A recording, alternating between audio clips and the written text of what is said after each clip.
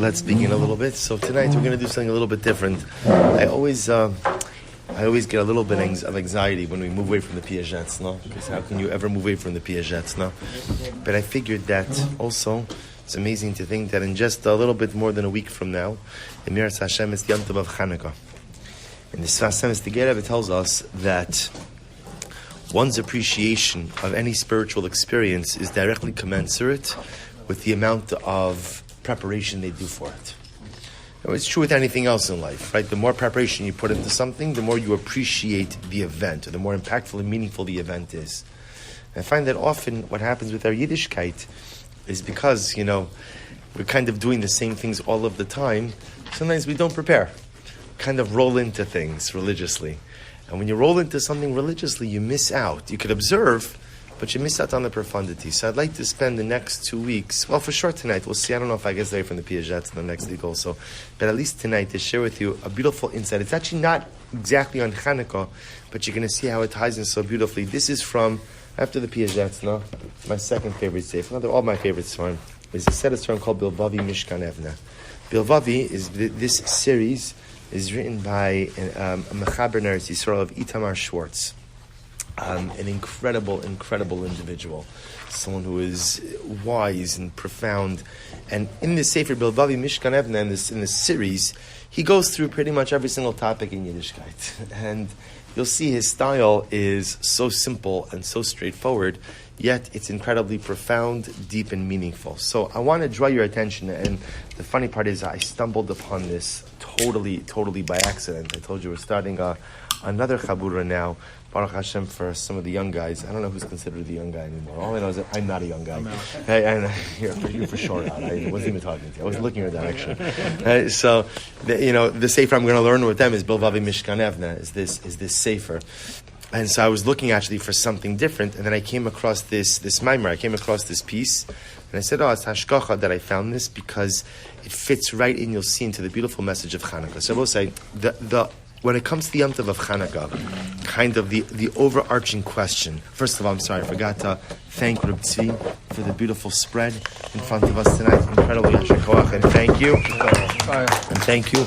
Also a tremendous thank you to Scott Gordon for dedicating the scotch and the bourbon tonight in memory of his cousin. Scott, what's the name? Irene Bacharach. Chaya Rezel Bas Binyamin. Chaya Rezel Bas Binyamin. We hope that in the merit of our brachos, of our zmiras, Miras Hashem, of our learning, and Miras Hashem, the Neshama Shav and Ali and the family in the Chama. And of course, a very special thank you to Reb Steve, our Gabbai, our Mashka Gabbai. And we did miss him last week, although he got quite the L'chaim. Baruch Hashem from last week. You heard it. And Reb Steve, Mazel Tov on the Chassan and Kala. Baruch Hashem, and welcome back. We missed you. Baruch Hashem, you should always be absent for Shir, for Simchas, and beautiful Besaras Novos. Shabbos say, look at this piece. So when it comes to Chanukah, let me just say this outside. When it comes to Chanukah, one of the most intriguing parts about Chanukah is the fact that, remember, what's the dominant miraculous aspect of Chanukah? The dominant miracle? Right? The Pach Shemen. Right? The Pach Shemen. right? The cruise of oil, right? You have one little jug of oil that lasted 8 days. And I will say, it's always intriguing, and much rabbinic literature has been written about this throughout the ages. There's a much bigger miracle than the miracle of the oil. And of course, that's the miracle of the military victory. The fact that the Chashmonaim, right, a small little army made up of Kohanim, a small little army made up of a couple of Jews who weren't experienced in any real form of warfare, go up against the mightiest army on the civilized earth. The Syrian Greeks were the mightiest army. And yet, there was this incredible miracle. We say it in davening, we say, Rabbim bi'ad ma'at, Hashem placed the many in the hands of the few. But when you look at the nace of Chanukah, it's really the menorah, it's really the little jug of oil that gets all of the attention. Right? That becomes the centerpiece of our observance. In fact, the only way in which the military victory even figures into the Yom Tiv is that we make mention of it during davening. But aside from that, it doesn't play a role. Aside from that, it's a mention, but it doesn't show up anywhere, so to speak, in the observance. In the observance. You know, if you think about it, as opposed to, let's say, Pesach, where there are many miracles that happened on Pesach, one of the things is we're freed from Egyptian servitude. So much of Pesach is reliving that experience of freedom, of exodus. And yet here on Chanukah, really nothing is devoted to the military victory. Everything is about the Pach Shemen. Everything is about the little jug of oil that lasted for 8 days. So, of course, the shaila is why? Why does all of the attention go to the jug of oil and none of it goes to what appears to be the more dominant miracle of the military victory? Now, of course, we know how to answer it. How do we answer it? Because obviously, the miracle of the oil is the dominant miracle of Chanukah. That's the dominant miracle. The shaila is why? So I want to show you this incredible piece. So here the Mechaber writes as follows. The topic over here, he says, the title is Shemen Zayis Zoch Kasis Lama'ar, page Kuf Sameches. Shabbos says, remember again, there are plenty of sheets. If anyone needs plenty of sheets. What pinchas you have? You only get chicken if you look inside the sheet. That's the way it works. Right? Otherwise, we have to pay. Otherwise, you have to pay. I'm just saying. So I'll say. So it's interesting to note this as follows. So the title over here, again, I want to point out this particular essay is not on Chanukah. This particular Chad, you don't do anything. Pass it back to Eli. Yeah. Right. This particular essay doesn't have to do with Chanukah. This particular essay has to do with the menorah in the Beis Hamikdash. And what the Mechaber points out over here is like this. The pasuk says, "V'ikhu elecha shemen zayis zoch kasis lama'ar." The pasuk says that for the menorah, you can't use any regular oil, but rather, again, you have to use pure olive oil. Literally, again, shemen zayis zoch. We translate this today as virgin olive oil. Virgin olive oil. For the Beis Hamikdash, you crush the olives, and only the first oil that came out, that was used for the menorah. Now, interestingly enough, the pasuk says, Shemen zayizach, so pure olive oil, kasis. Kasis means crushed. Crushed. It has to be crushed, and that's ultimately, again, used for the menorah. So what I'll point out to you is something very interesting, if you think about it. So remember, again, we know by Chanukah, the mitzvah is to use oil. Right? In other words, you could be yotzei the mitzvah, you can fulfill the obligation with candles, that can be done, but ideally, one should really use oil. That's the goal. So look what the Mechaber says. Amr Chazal, Amr Rabbi Yitzchak, Harotze sheyachkim yadrim. We'll say if a person wants to go ahead and become wise, what should he do? Yadrim. Yadrim means he should daven towards or orient himself towards the south. The south. Why? B'simanach menorah b'daram. What's the symbolism of this?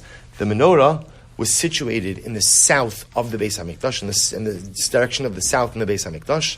The menorah represents wisdom. We'll discuss this a little bit more. Therefore, if a person wants wisdom in life, yadrim, he should daven towards the south. Orient yourself towards the south. Kol ba'al seichel yasha yaskim, shelo yitachin shekol hasagas hachachma teluya be'ezet tzad ha'adam omed. So we'll say, it goes without saying, standing in the south is not going to make you smart. Right? In other words, every person realizes that just by standing in the same direction of the menorah, that's not going to endow me with wisdom. Elo omek divrei chazal kachu. Rather, I will say, what are Chazal trying to teach us? Listen to this. Harotze lahachkim, azay hatalich she'avar hashemen ad shehaya roi la'lokas b'menorah, kach ala adam la'avor talich doma lazeh. Shabbos, listen to what the Mechaber says. The Mechaber says, what are Chazal trying to teach us? That if a person wants wisdom in life, you have to go through the same process that the oil goes through in order to be fit for use in the menorah. If you want to be wise in life, you have to go through the same process the oil goes through in order to be usable for the menorah. What's the process the oil goes through? What does oil have to go through in order to be usable in the menorah? Kasis. One word. Kasis. What does kasis mean? Kitisha. Crushed. Crushed. Right? In other words, in order to get oil, you have to crush olives. You have to crush olives. And if you don't crush the olives, so says the Mechaber here, that's the Chazal teaching us. You want wisdom? Yadrim. Orient yourself to the south. It can't be just a directional issue, but rather if you want wisdom in life, you have to undergo the same process that the oil undergoes in order to be fit for use in the menorah. What's the process of the oil? The olives are crushed. That's how you get oil. So we'll say, so now we have to understand, what does this mean? What's the crushing process that we have to go ahead and go through in order to acquire life wisdom? I will say, I just found this to be, I saw this morning, and the truth is, I'm going to be honest with you, I had difficulty focusing on anything else after I saw this piece. And the reason you're going to see is because, and again, for those of you, Rav Meir and I used to learn Bilvavi, right? So you'll see, those of you who've never learned this sefer, so you'll see again, the style is very simple, but the profundity is, and you'll look what the Mechaber says. So first he quotes over here the Mesilas Yesharim. So always also very exciting when two of your favorite people meet up at the same shir. Right? So again, the Mechaber here, Bilhari, Tuan Schwartz, the Ramchal, favorite people, Amiras Hashem, just in a few weeks from now. What is it? 2 months? When are we going to Eretz Yisrael? Less than, right? A little less than 2 months from now. Amiras Hashem, our first year in Eretz Yisrael is going to be by the kever of the Ramchal. Amiras Hashem, incredible stuff ahead. So look what he writes. L'shem berer hadvarim naktim lahavi estiram mesilas yesharim. Shekasav izal shonos. Listen to this. So therefore the Mechaber writes as follows. So let's look at the words of the Ramchal. Look what the Ramchal says. I just want to point out, now we're going to go on a little bit of a tangent. So we know what the question is, right? Chazal are telling us you want wisdom? Yadrim. Orient yourself in the position, in the direction of the menorah. Writes Bilvavi, come on, that doesn't mean you stand in the south, you become wise. No, rather, what does it mean? If you want to become wise, you have to subject yourself to the same process the oil is subjected in order to be able to be used for the menorah. What's the process of the oil? The oil is crushed. The olives are crushed. Okay, so now look what he writes. Ramchal writes over here as follows. Atshidnu rov b'nei adam she'chasidus tali ba'amiras mizmorim harbe v'duyim aruchim ma'od somos kashim tvilos kerach v'shelek. So let's listen to this. This is from the introduction of Mesilas Yesharim. So the Ramchal writes, people often think that the pathway to piety is paved with extreme self-punishing ascetic behaviors. Right? Davening a lot, very long confessions, difficult fasts, immersing yourself in the snow and in the ice. Right? All of these things, this is the pathway to piety. And the Ramchal writes, Kulam dvar ma'in she'en asher ein ha'seichel noach bahem, ve'en ha'das shoketa. So Ramchal says, I'll tell you what this stuff is. This is stuff that doesn't make much sense. Right? The Ramchal says again, these are things that the seichel, they don't satisfy the mind, and it doesn't give a person a sense of tranquility. V'chasidus ha'amiti ha'nirtza v'anechmad rachok mitzir sichlenu. The Ramchal writes, and the truth is, and here's what's amazing, real piety is often very different than the way we imagine piety. So what the Ramchal is pointing out over here is that often the way we imagine piety is piety through privation. Right? Piety through self-flagellation. Piety through asceticism. What does it mean to be pious? Well, to be pious, I have to deprive myself. Now, by the way, that's not false, right? We're learning now, the Sharap, the Midah of Prishus. Right? Midah of Prishus means that even some things that are permitted you shouldn't have. So there is a concept like that, but that's not the be-all, end-all of piety. He goes on. Lamadu midivra Mesilas Yesharim shakatisha logov kitzomos kashim utvilas kerach v'shelag lozu ikra katisha nirtzis. Shabbosai. You see, one would be tempted to say as follows. One would be tempted to say, if we go with this idea that at the end of the day, the person, just like the olives require crushing in order to produce the oil, right, to burn in the menorah, so too a person needs to undergo the process of crushing in order to go ahead and reach a level of wisdom and piety, right? So I will say, if that were true, then what Ramchal is describing is the antithesis of that. In other words, we say that, when we think about Ketisha, a person thinks about, again, the act of crushing. It sounds like something that's punishing, right? Sounds like you're good. I just like space. You want space? I know. I'm good. Right. Got it. Okay, good. Baruch Hashem. This got off real fast. Got it. Good. All good. You can also take off your coat, Chad. Remember, just give yourself a little bit of air. All right, good. Listen. If you did catch COVID, you have it already, right? So it's done. In other words, whatever you're going to get, you got. So what's interesting to note is as follows. So Ramchal explains. So the Mechaber explains that we often think that Ketisha refers to like some type of self-punishing behavior, but on the other hand, the Ramchal himself says that self-punishing behavior, that's not Chassidus. That's not Chassidus, right? That's the antithesis of Chassidus. If that's the case, says the Ramchal, then at the end of the day, what is the Ketisha? Right? Ultimately, again, what is the crushing that we're talking about? So Ramchal says as follows. The Mechaber goes on. He says as follows. Dvarim berurim bazeh, maya Ketisha nirtzis, matzina b'divrei hagra, ba'igirasa yidua. So let's listen to this. In Igeras Hagra, he writes as follows. V'zel shono, va'ad yomoso, tzarich ha'adam lehis yaser. Right, I will say until the day of a person's death, a person has to afflict himself. Well, look what he writes: Lo betanos v'sigufim, but not with fast days and self-affliction. Rak beresen piv v'ta'avaso. So, what I have to tell you, this phrase beresen piv v'ta'avaso. I looked up this phrase everywhere. Taiva means desire. Resen piv. What does resen piv mean? So I looked everywhere for this. Finally, I had to do the thing that I never do, which is, I called an Israeli. No, I called Mati. Right? And the reason you don't do that is because Israelis always make you feel foolish, right? When you don't know something. Although Mati was good, he didn't do that. And I said, so I said, well, there's no art school on Bilvavi. So I said, what's res and piv? So I felt very validated because he said, send me the whole sentence. So I felt already it's not. So I will say, res and piv is like a bit that an animal has. So like if you have a horse, right? So the horse that has the reins, right? The reins are around the mouth. So what happens? The bit is what you pull back on, right? Or you pull back on the reins, right? And then again, that pulls the bit and that pulls the animal back. So res and piv ta'avosav means, says the Gra, is restraining oneself from one's taivas, from one's desires. And so listen to this lashon. So the Gra says that at the end of the day, a person has to afflict himself until the day of his death.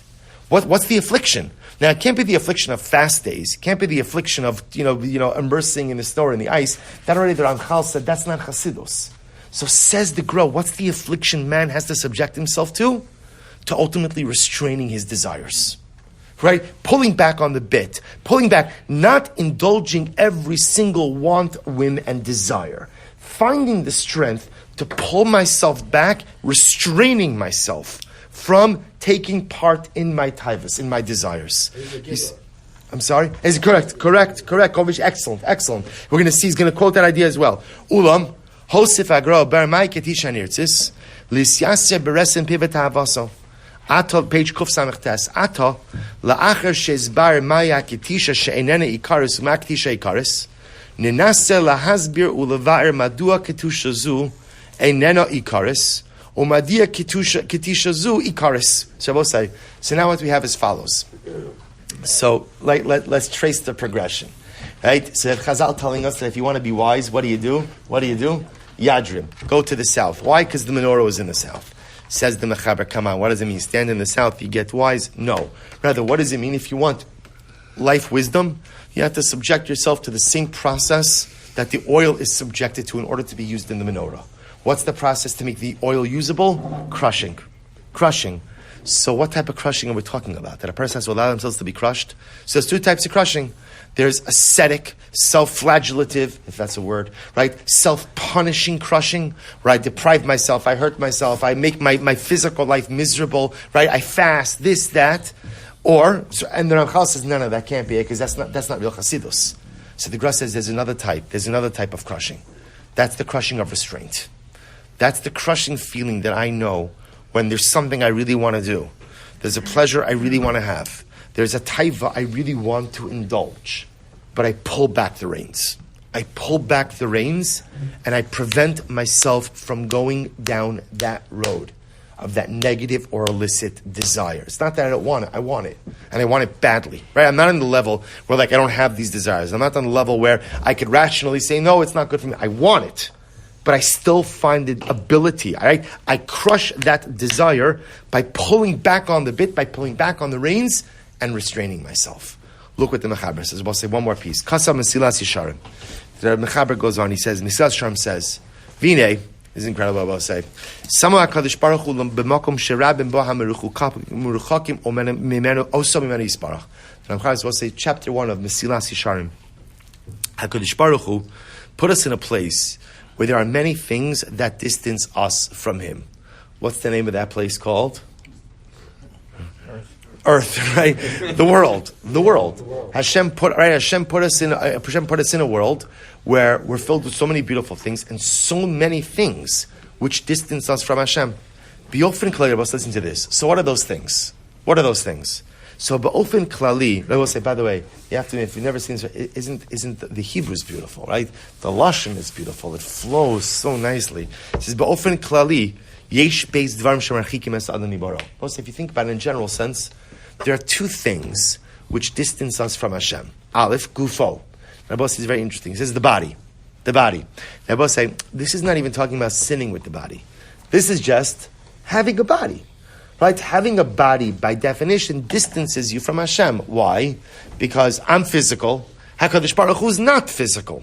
So by definition, there's a barrier. That's why when a person dies, the neshama goes to HaKadosh Baruch Hu. How does the Rambam describe Olam Haba? How does the Rambam describe it? The Rambam says, Tzadikim yoshvim, va'ataroseim barashem, the righteous sit, their crowns are on their head, v'nedem is ivashchina, they derive benefit from the Shechina. What's Olam Haba? Olam Haba is there's no separation between you and God. That's Olam Haba. I'm one with my Father. I'm one with my Creator. What's Olam Hazeh? By definition, no matter how holy or pious I am, there's always a separation. A de facto separation, because I am a physical, finite being, and HaKadosh Baruch Hu isn't. So number one barrier, number one marchik, distance, or is a body. Beis, tavis uritzonos shedevukim benafsho. I will say, what else distances us from HaKadosh Baruch Hu? Our desires. Taiva is a desire. Ritzonos, wants, that ultimately cling to my soul. I will say, if you notice, by the way, the Lashon he uses, he doesn't say desires and wants that cling to what? To the body. He says that cling to the soul. Why? Because it's so deep, it's so profound. Nevar hadvarim. Here we go. Let's explain this. Haguf shala adam hamechitza gidola. Just a body itself is a partition, is a barrier between us and Hashem. Ubishosh haguf mafsik lachtzos ben adon lebaro. Higon beis pitiraso shala adam. I will say, when the body ceases to be a barrier. For example, when a person dies, so as ksiv v'haruach tashuv ela elokim asher nesana. So Rabbi say, what happens when you die? The body barrier goes away. What happens when the body barrier goes away? One is automatically close to HaKadosh Baruch Hu. Right? So the body barrier, after it ceases, it stops. That barrier is gone. The almost like default that occurs is not default, but like automatic reaction. Body is gone. Neshama goes back to HaKadosh Baruch Hu. That's what happens. There's no barrier. Kilomar, Kozman Sharuach HaNeshama Nisis B'soch Haguf Mahava Mechitza Bein HaNeshama LaHaKadosh Baruch Hu. So Rabbi said, this is such an incredible idea. What the Mechaber is saying over here is, the body itself just creates an automatic barrier. Not a function of sin. It's not a function of sin. It's not a function of a misuse of physicality. It's just a de facto state of reality. If you have a body, there's a mechitza. Right? There's a barrier. By the way, I want to point out, it's not good, it's not bad. It just is. It just is. Person dies, the body no longer houses the neshama, that barrier is gone. Once the barrier is gone, person automatically goes back to the neshama, goes back to HaKadosh Baruch Hu. B'chtei levatel mechitza zu o b'chiyus shel adam, haderech lazeh ayidei sigufim v'ta'anios u'tvilas k'arav shas. So here's the question. Can you negate or take down the body barrier during lifetime? Can you do that? So the Mechaber says, yeah, you could do that. How do you do it? By crushing the body. By essentially sublimating the body, right? By pushing the body down. How do you push the body down? So that's the fast days, that's the immersing in snow, immersing in ice, right? What you're essentially, by beating down the body, I'll just point out something. The Maharal brings down, do you know when a person is holiest, and if they're in their holiest moment in this world? When is a person holiest? What would you say?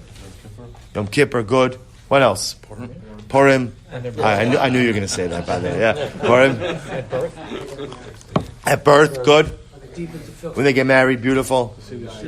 Deep in tefillah. Chassidus shir, excellent. Right? I know, it's good. Listen, you know what the Maharal says? Going to mikvah, beautiful. Sleeping, good. Can't get yourself into trouble, right? No, and also because the body is like in sleep mode, literally in sleep mode. And the neshama leaves the body. Yeah. So let's listen to this. The Maharal says no. It's when you're sick. Why? Listen to this, Abosai. When you're sick, the body is compromised. When the body is compromised, the soul is stronger, which now makes so much sense. Because when the body is compromised, we often think of holiness as a function of something I'm doing. What we have to realize is the neshama itself is kaddish. The neshama is holy. But I have a body barrier. So the body barrier, by definition, prevents the neshama from coming closer to HaKadosh Baruch Hu, just because it's a body. It's physical and it's finite. The Maharal says when a person is sick and the physicality is compromised, see, I can't do anything, right? I'm sick, I'm in bed. It's not a function of you doing anything. It's a function of the body barrier being weakened. So by definition, the soul is stronger. When the barrier is weaker, the soul is stronger. So the Mechaber says over here, he says, you could go ahead and overcome the body barrier. You just have to punish the body, right? That's what you do. You punish the body, right? You beat the body down. Ulam, ein zo ikra tachlis. But what he writes, that's not our goal. The goal is not to punish the body, right? That's not the goal. It's still focusing on the physical, though. Right. Hold on. Look what he writes. Mechevan shaguf ben kach u ben kach levasof yufrad min haguf. So let's listen to what he says.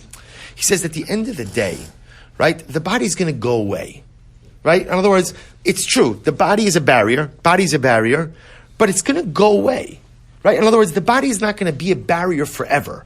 So at a certain point in time, that barrier simply falls down, and the neshama is able to spring up. Now again, when does that happen for everyone? After death.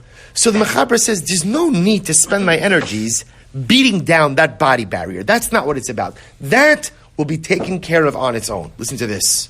Baram, ikra mechitza, sheba adam tzarech lashkias ikra avodah salka. And I will say, by the way, just so you understand, that's why the Ramchal writes that Chassidus is not self-punishing behavior. Because that svar of self-punishing behavior assumes that the most important barrier a person has to take down in life is the body barrier. The Mechaber Bilvavi is saying that's not the most important barrier. Really, it's the Gros saying it's not the most important barrier. Why? That barrier goes away on its own.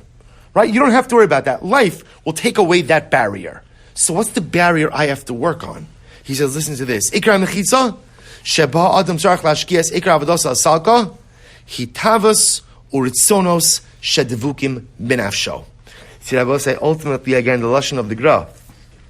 The lashon of the Mesilas Yesharim, is a person has to take care of those things, those taivas, those desires, those wants that are clinging to my soul.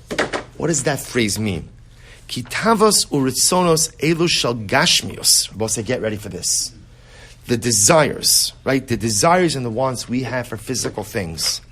Im lo yisal mimenu, if I do not somehow control them and try to rid myself of them, gam la'achar moso yisharu devukim benafsho. Wow. See, Rabosai, the power over here says the Mechaber, is your physical wants and desires, they almost like embed themselves on your neshama.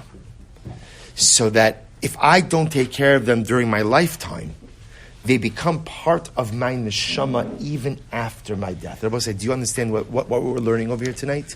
See, the Mechaber says over here, everyone's focused on the body, right? As if the body is its own self-contained independent problem. The answer is, it is. But what's the good part about that problem? Right? What's the good part about that problem? It's going to go away. Right? And it goes away faster than you realize, right? When does the body go away? After 120, if a person's lucky, right? The neshama is eternal. So the neshama has a 120-year body partition problem. No problem.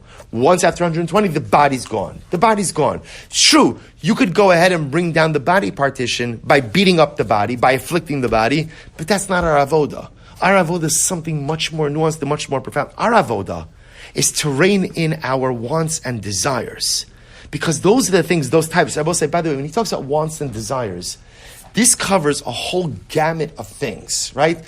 We all want things that are not good for us, right? Some of us want material things that are not good for us. Some of us want immoral things that are not good for us. So we all want something that's not good for us. Those are my taivas. Those are my desires. That's my ratzon. And says the Mechaber, if I do not take care of those things if I die, or when I die, and if I have not resolved those things, they are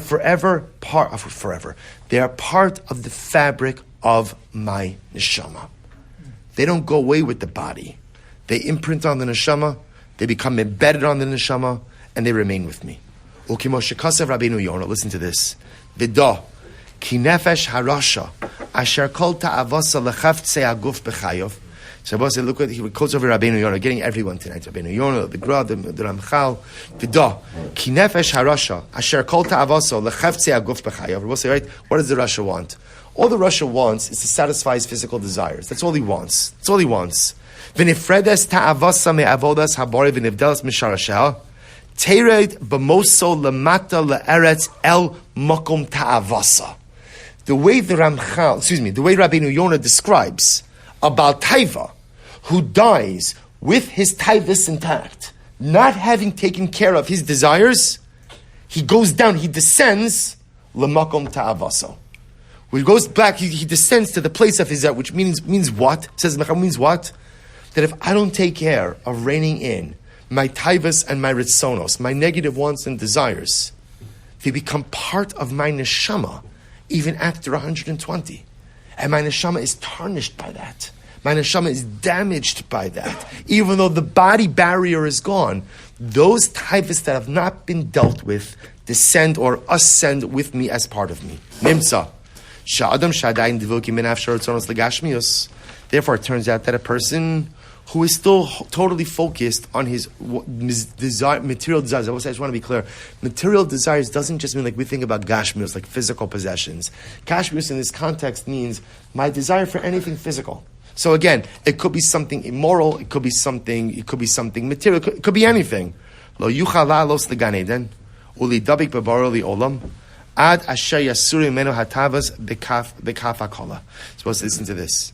So it turns out that a person who dies with unresolved desires, with unresolved taivas, those taivas become part of his neshama. So we'll say, what happens now when he dies?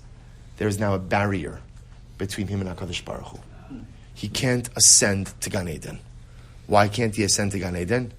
Because he has a barrier. Not the body barrier, because the body barrier is gone. He's got the taiva, the desire barrier. He goes on. Ulakach. Ikar avodaso shala adam lahasre meno kol ratzon etu shuka le'inyane achormios. B'chdei shiyuchal lidai baro says, here we get into it, right? Here we get into it. So therefore it turns out that a person's entire avoda is to remove the desires for physicality in order to cling to HaKadosh Baruch Hu. It's such a different way of looking at this. So it's nothing new to say that I have to rein in my desires. I knew that before I came to Shirol, so I knew that. Then I was like, I understand why. Because if I don't get a handle on this, and I die in this state, then there is forever. I shouldn't use the word forever. There is a barrier between my neshama and HaKadosh Baruch Hu. So it turns out that what's my ikar avoda? This is incredible. My ikar avoda is not to beat down the body. You know, why don't I have to beat down the body? Why not? Why not? Death takes care of that. Don't worry about the body. Death will take care of your body, right? Death takes away that barrier. My avoda in life is to take away the other barriers that could follow me into the afterlife. What are those barriers? My taivas, my desires. He goes on to say, all taivas or just taivas that one acts on? Everything. Now, we're going to correct. It's But not how just. does that go back if we say? Wait, give me 2 minutes. Give me time.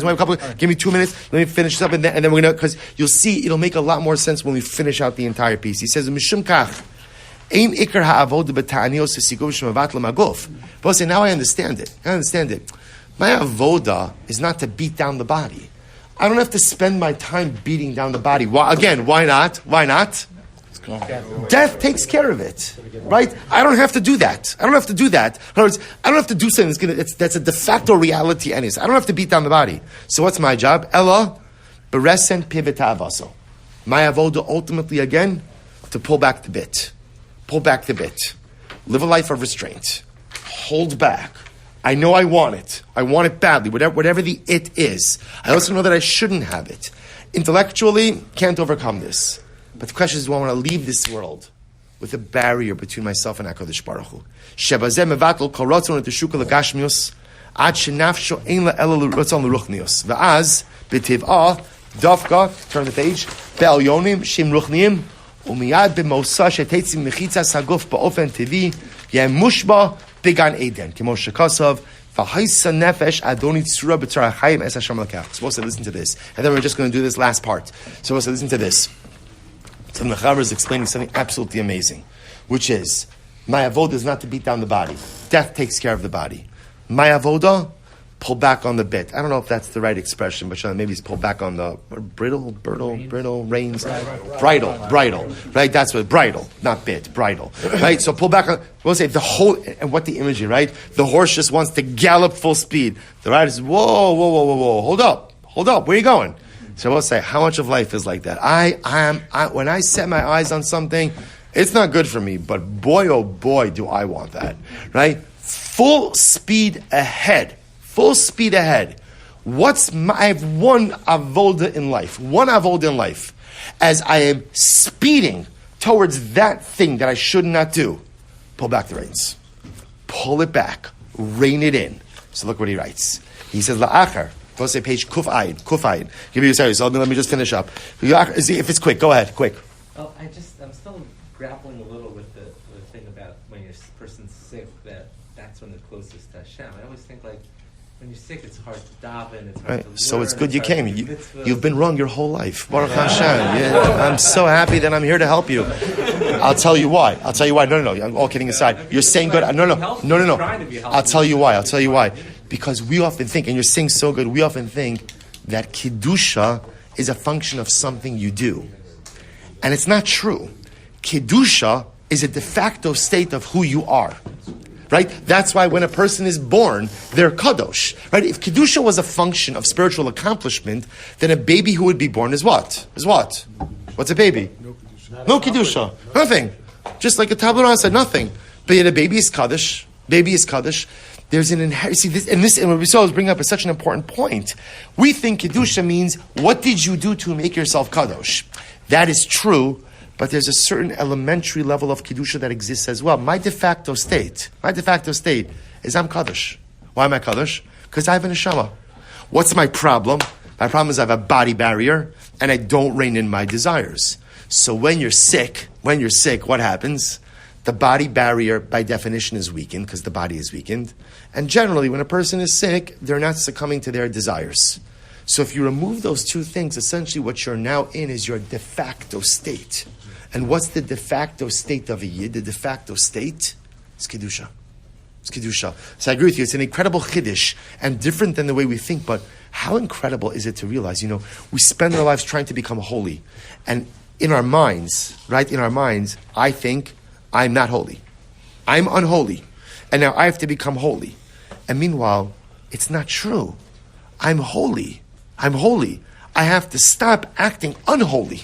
I have to stop throwing up barriers. I have to stop just, careening towards those taivas and pull myself back. And if I could just hold it back, the Kedusha comes out. You obviously have to do additional positive stuff also to bring that out.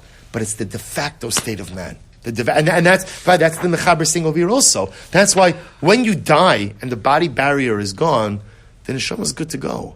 The only problem is if I have unresolved taivas. We'll say, right, we all walk around with unresolved stuff. Now I come to realize, right, Dr. Solomon, right, now there's a new level of unresolved stuff. There's unresolved trauma, unresolved grief, and now there's unresolved taiva.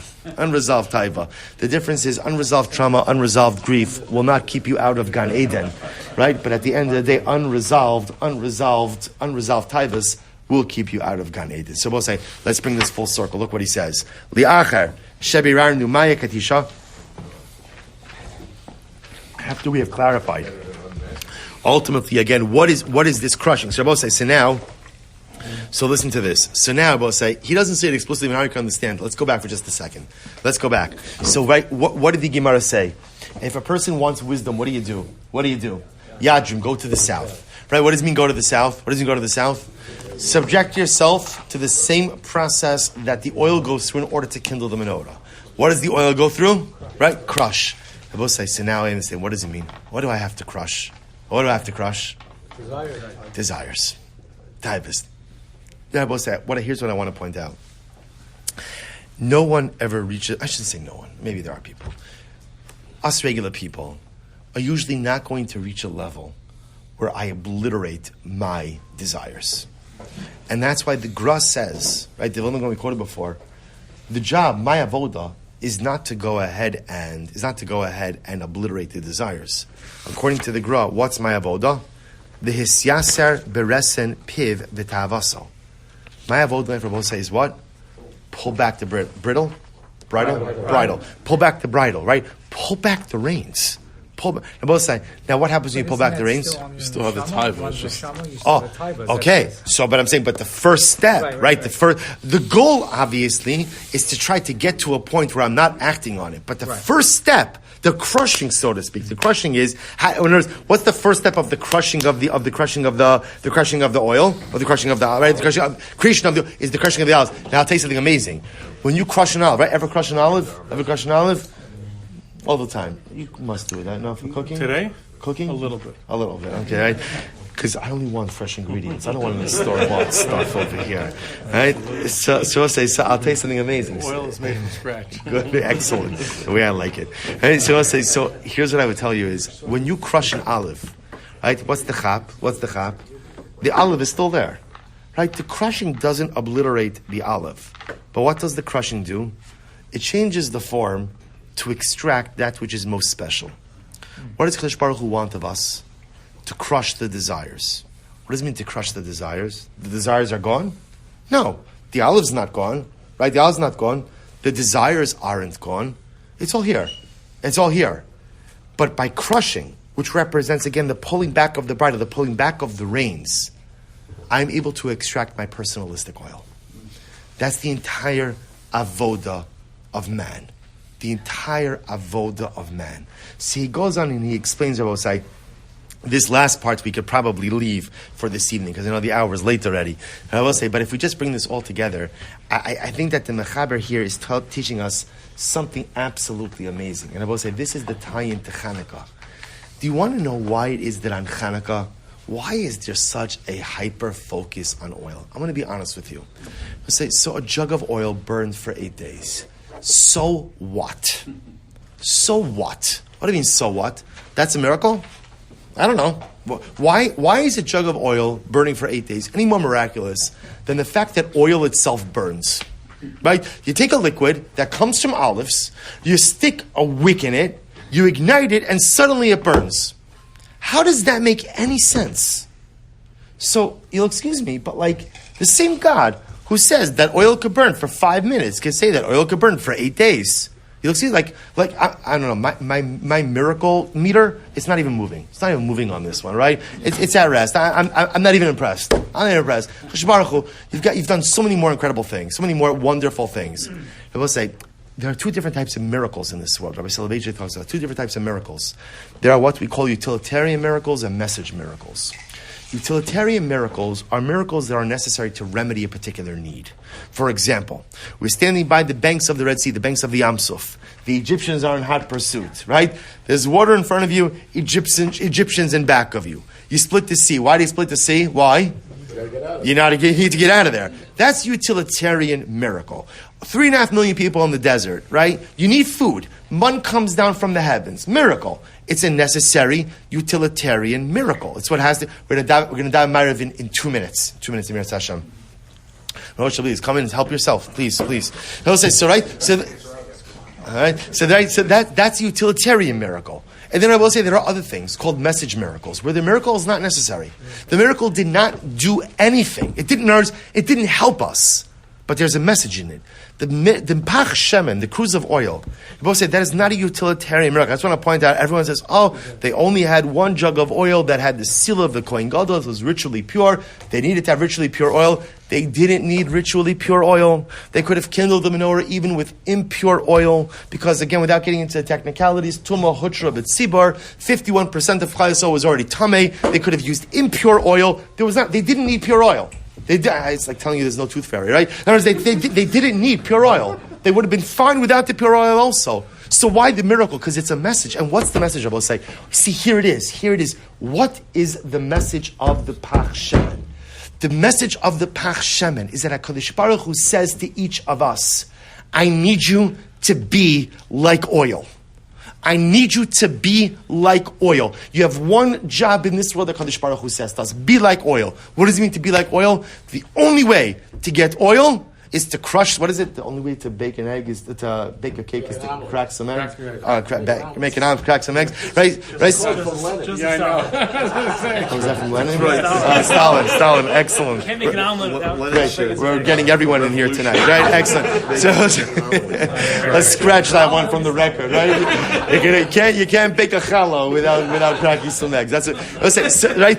You can't light a menorah without crushing a couple of olives, right? You can't get oil without crushing olives. And I will say that is the entire message of Chanukah. And what does it mean to crush olives? What does it mean to oil? What's the emphasis? That's this shemen zach kasis lama'ar. How do you get olive oil? The only way to get olive oil is to crush olives. And the same way you can only extract the oil if you crush the olives. That becomes our avoda in life. The avoda in life is to get rid of the barriers between myself and HaKadosh Baruch Hu. There are two barriers. There's the body barrier.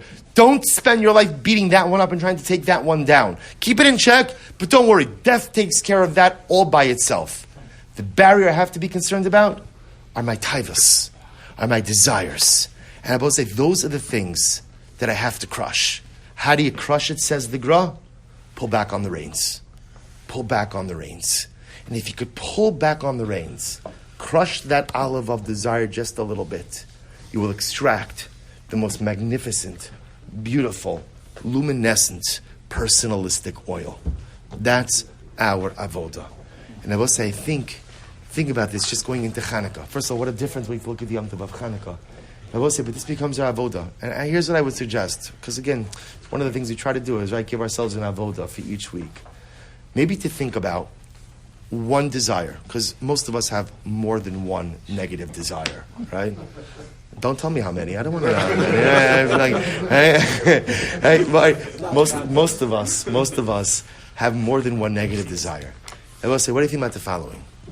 Choosing one desire, one area of life, and telling myself, this is going to be the area where when I find myself running towards it, I'm going to pull back the reins. Don't say you're going to do it for everything, because anytime you ever say I'm going to do everything and anything, it usually never works. I'm going to choose one taiva, one desire. And by the way, I would tell you, it doesn't even have to be your most intense desire. Maybe that's not even the right one to start with, right? Maybe it's a relatively minor desire that you really feel you could have a little bit of a handle on. Whatever it is, choose it. Say, you know what? This is the thing that when I get geared up and all excited and ready to go ahead and engage, this is where I'm going to crush that. I'm going to crush that. I'm not obliterate it. It's still going to be there, but I'm going to crush it. I'm going to stamp on it. It's still going to be there, but I'm going to crush it by pulling back on the reins.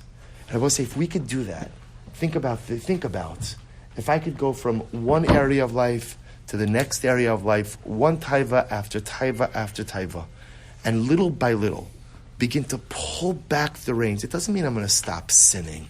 But I will say, there's something to be said when a person is overwhelmed with desire and they pull themselves back, listen to this. If you pull yourself back and you stop, even if you sin 5 minutes later, you do it 5 minutes later, HaKadosh Baruch Hu says you're incredible. Why?